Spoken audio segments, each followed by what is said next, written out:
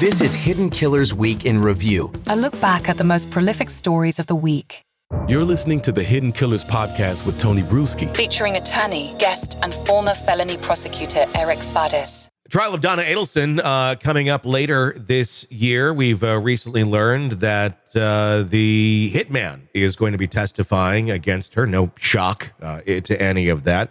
But the questions still remain. How much involvement did Donna have in all of this? And I think the question, too, is how much did Donna realize, her influence would have an impact on all of this, of the life of Dan Markel being taken. Joining me to discuss, Eric Faddis, defense attorney, former prosecutor.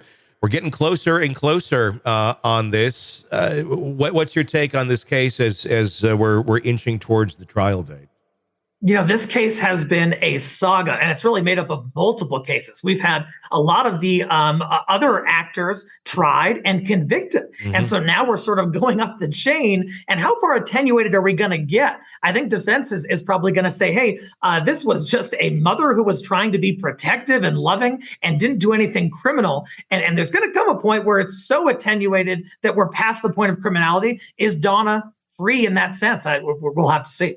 There's a lot of questions to it.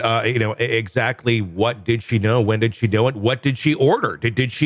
Was this a casual conversation? Was it as casual as Charlie likes to talk about it as of, I was going to get you a hitman, but I got you a TV instead. And then it turns out you got a girlfriend that knows a hitman, and it gets darker and darker. Weird friend group. But it does seem that Donna does have some knowledge of what's going on, as was evident in this phone call that we're about to hear. This is after Donna actually met with an FBI agent on the street who was posing as part of the hit group, but to get some reaction, to see exactly what Donna would do when presented with information about them helping their situation. It's hard to hear exactly what she says, but let's take a listen. Did someone write a letter to you or something? I got some paperwork hand delivered to me. You're being sued? No, that's what I thought it was, but I'm going to talk to you. Does it involve me or other people? Well, probably both of them. What's that? Probably the two of them. You probably have a general idea what I'm talking about. It's hard to hear there, but Charlie asks, does it involve me or other people? Her response is twice, probably both of us. That doesn't look very good. No, it's a horrible look, especially when we're talking about a murder for hire plot. But, defense is going to say, people say things and do they really mean them? And what's the interpretation of both of us? And how far does it go in terms of involvement? Still a lot of unanswered questions there that will hopefully come to light at trial. It's going to be interesting to see what we find out. There's other people in this case, too. Harvey, the dad. Kind of there. We've seen him in the arrest video when they arrested Donna at the airport.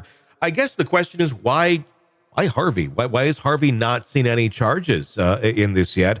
Or is it because there's just no evidence directly linking him to all of this?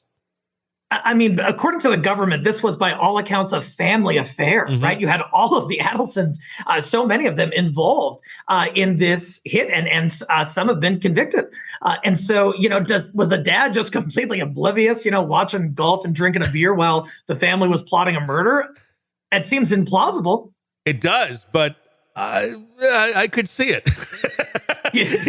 In some cases, I know dads that are like that, where it's like completely oblivious to what's going on in the family. And quite honestly, when you do see a narcissistic, mother like this, quite often the dads are exactly that. They're quiet, they're passive.